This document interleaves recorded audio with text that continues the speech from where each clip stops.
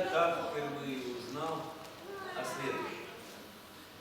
Театр известен не потому, что они везде ездят. Абсолютно не поэтому. Театр известен, кажется, по двум причинам. Во-первых, он самый маленький. И директор самый маленький. Нам давали маленький, но удаленький. И действительно, посмотрите, 3 драматических театра в городе, а этот самый маленький. И еще я узнал, самый маленький и самый живучий, 16 лет руководит этим театром.